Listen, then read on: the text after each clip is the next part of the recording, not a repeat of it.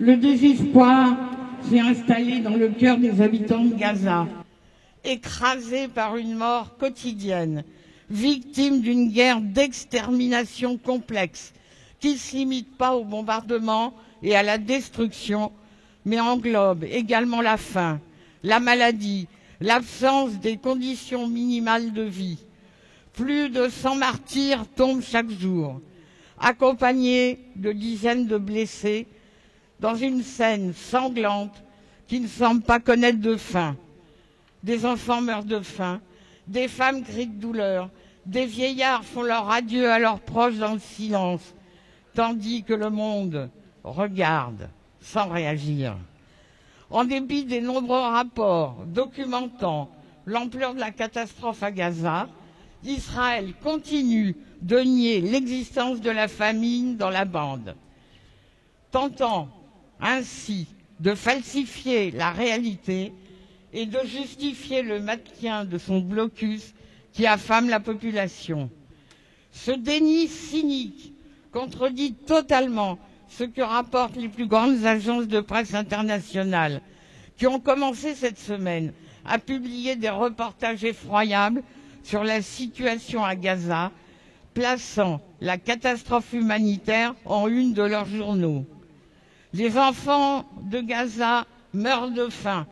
Tel est le titre choquant de la couverture du New York Times, accompagné d'un reportage illustré de photos bouleversantes d'enfants émaciés et de mères incapables d'allaiter leur bébé à cause du manque de nourriture.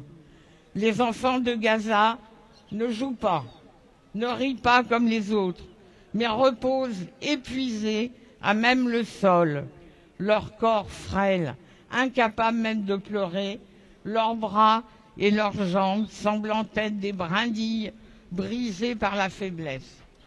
De son côté, la chaîne CNS a publié un reportage intitulé « Gaza meurt de faim et la colère monte. Netanyahou écoutera-t-il ?»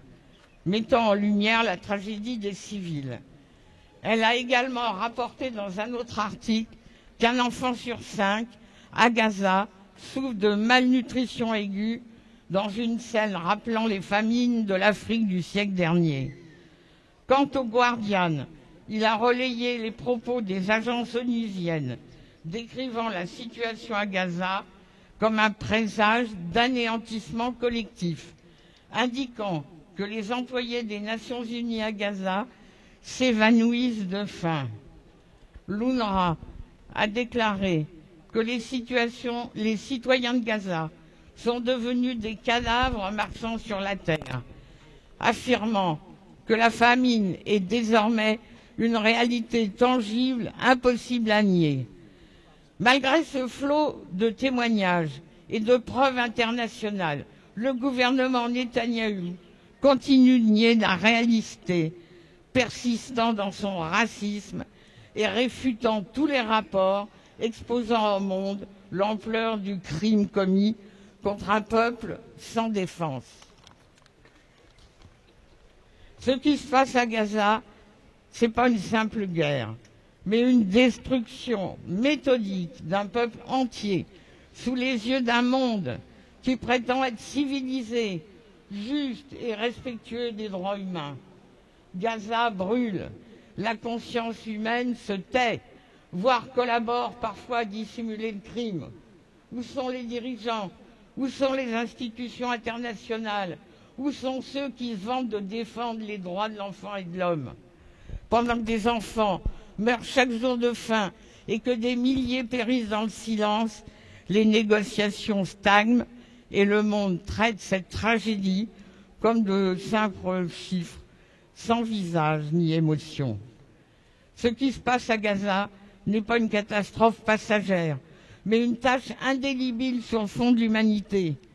L'échec des négociations de cessez-le-feu n'est pas seulement un revers politique, mais un coup de poignard dans le cœur de chaque mère ayant perdu son enfant, de chaque enfant qui dort le ventre vide, de chaque famille allongée à même le sol, enveloppée dans la douleur.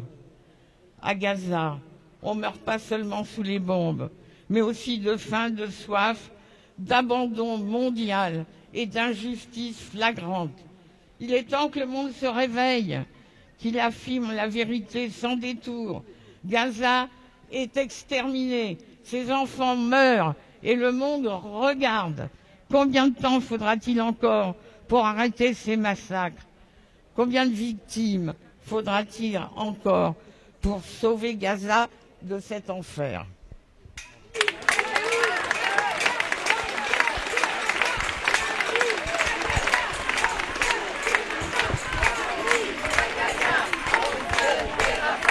Famille à Gaza, on se taira pas. Famille à Gaza, on se taira pas. Famille à Gaza, on se taira pas.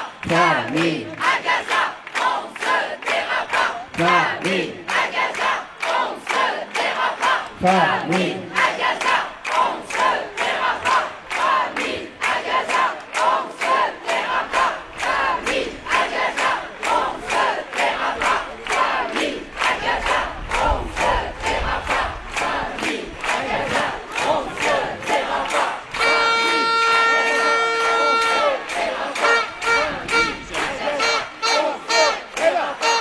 C'est l'humanité qu'on assassine, enfants de Gaza, enfants de Palestine. C'est l'humanité qu'on assassine, enfants de Gaza, enfants de Palestine. C'est l'humanité qu'on assassine.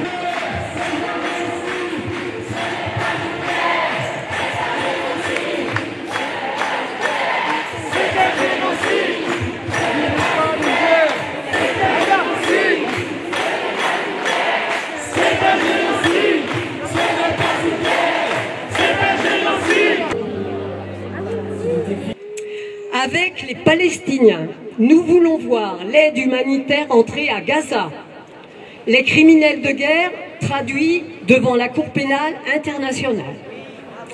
Avec les Palestiniens, nous voulons voir la France passer aux actes et prendre des sanctions contre Israël pour montrer à Benyamin Netanyahou que l'impunité s'est terminée et que l'occupation, la colonisation et l'apartheid doivent prendre fin, comme l'a précisé la Cour internationale de justice le 19 juillet 2024. Un État de Palestine, sans que soit réaffirmé le droit au retour des réfugiés palestiniens, n'aurait pas de valeur aux yeux des Palestiniens. C'est à ces conditions seulement que nous pourrons, avec les Palestiniens, nous réjouir de voir la France reconnaître un État dans lequel le peuple palestinien pourra décider de la manière dont il entend exercer son droit à l'autodétermination sans subir la tutelle de ceux qui prétendent décider de son avenir à sa place. Bravo. Free, free Palestine! Free, free Palestine! Free, free Palestine! Free, free Palestine! Free, free Palestine! Free, free Palestine! Free, free Palestine! Free, free Palestine! Free, free Palestine! Free, free Palestine! Free, free Palestine! Free, free Palestine! Free, free